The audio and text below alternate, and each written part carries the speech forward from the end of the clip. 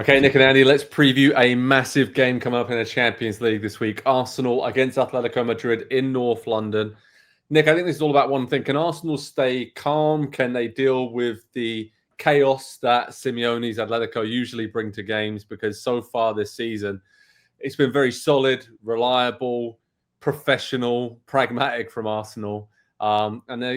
It looks like they can get the job done against Atletico, but you just never know. They might slip into old habits here, and Atletico might just trick them into causing a few mistakes defensively.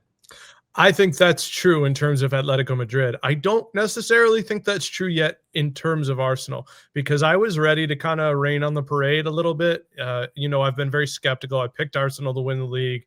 I didn't feel good about doing it, not because I didn't think they were the best team in the league, but because I doubted them. I doubted them as people who haven't been there before. And then I looked at the numbers.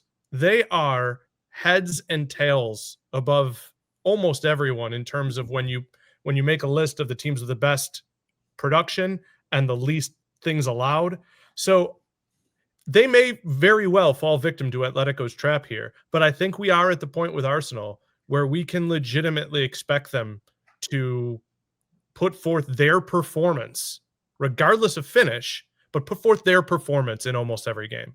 And their performance, Andy, usually is a set-piece goal and a clean sheet at this point because, through 11 games in all competitions, I have it down as, 8 clean sheets so far. They've only conceded 3 goals. They are just a defensive juggernaut and are not being their own worst enemies so far this season, which has been the problem for them in, key games throughout the last few seasons, and that's why they haven't won a trophy. But obviously, we talked about it already this season. There is that pressure, that added pressure this season to win a trophy under Mikel Arteta again, given all the spending, given how strong that squad is. But this is a really good sort of test of that squad, and I'm intrigued to see how much he rotates, because Arteta's talked about it. He's done it this season. He's rotated more often. But is he going to do it against Atletico Madrid in a big game and one of their biggest games in the Champions League phase? I'm still not sure if he'll rotate as heavily as he probably should do. But maybe those injuries early in the season to Saka and Odegaard will just push him in the right direction to give some others a chance and rotate and use that strong squad. What do you think, mate? Yeah, it's an opportunity for him to show, I guess, growth as a manager, that he's willing to give more players an opportunity, that he trusts them a little bit more. And that's not all on him.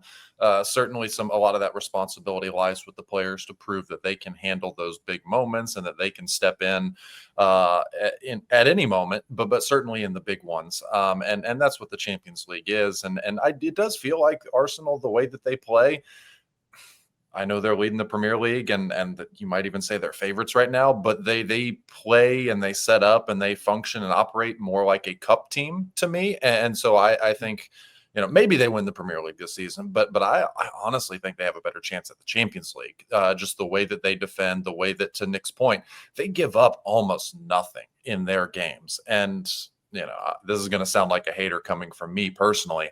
I think they're incredibly boring to watch because nothing happens in their games. We wait until they get set pieces and then they score, and then we go back to nothing happening really for the most part. And that's fine. It's a way to be successful. But they're kind of coming up, to your point, Joe, against the originators of that, the best to do it in Diego Simeone's team. And so this is a very interesting early matchup in the Champions League phase with Arsenal, flying high at the moment.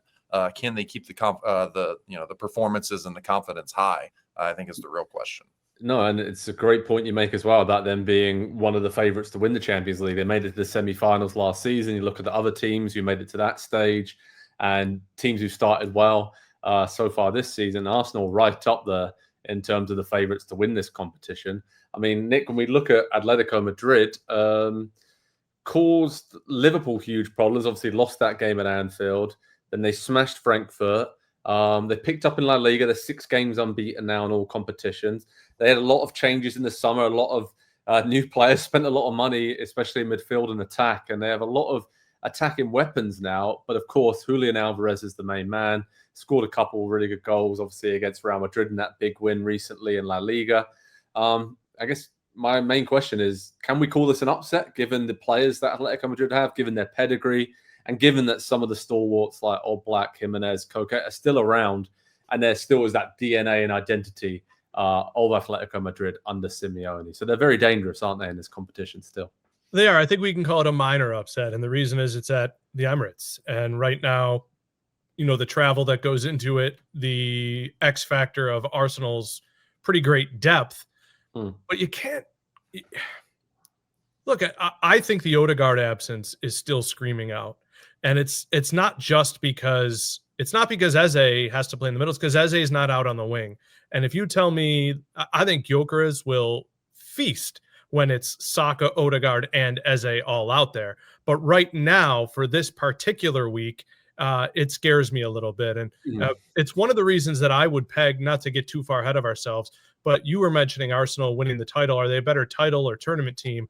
I don't know the answer to that either. And I'm almost at the point where it's like, well, whichever one wins between them and City, whichever one wins the league, the other one might be a good tournament team.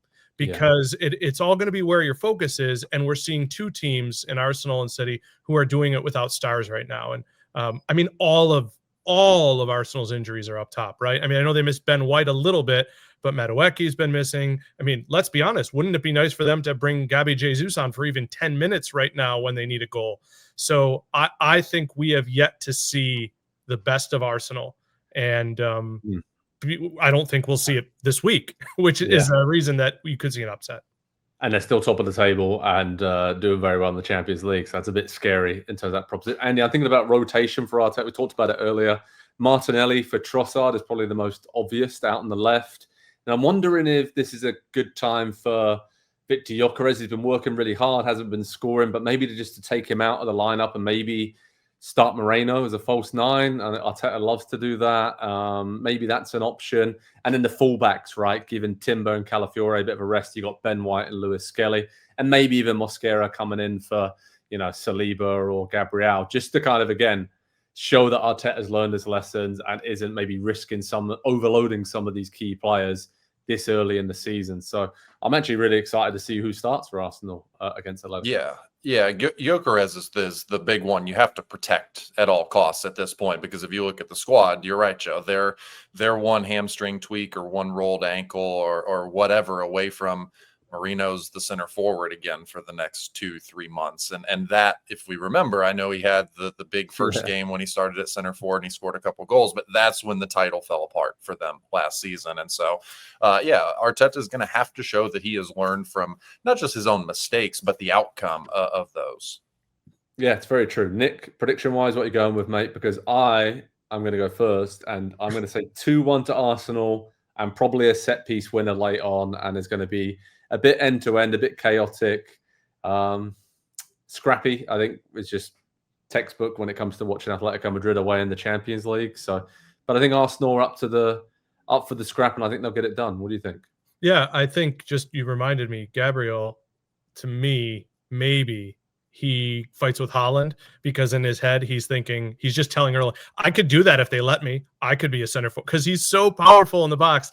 But for that reason, I think I think they'll score. But I actually like this as a 1-1 draw. Again, I just don't know that Arsenal have the depth to be sharp for 3 games in 8 days right now. And I think you're right. You kind of tipped me over the edge.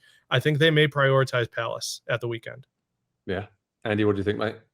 Yeah, 1-1 sounds about right. Obviously, Arsenal be in control for most of the game, but we saw a little bit of resiliency, I think, from Atleti when they played against Liverpool to score the couple of goals. They didn't have a ton of chances in that game, but they certainly didn't make life easy for Liverpool, and they won't for Arsenal either. Yeah, I'm excited to see this new look at Atletico Madrid. Obviously, new players settling in, a lot of attacking options. It's a dangerous proposition for Arsenal, but they're still the favourites heading into this game. And, of course, head over to Pro Soccer Talk on NBCSports.com for all the latest on Arsenal against Atletico Madrid in the Champions League, a really big game in the league phase. Hi there, I'm Rebecca Lowe, studio host of NBC's coverage of the Premier League. Don't forget to hit subscribe to watch more videos all season long. And for even more Premier League content, from original series to live matches, head over to Peacock.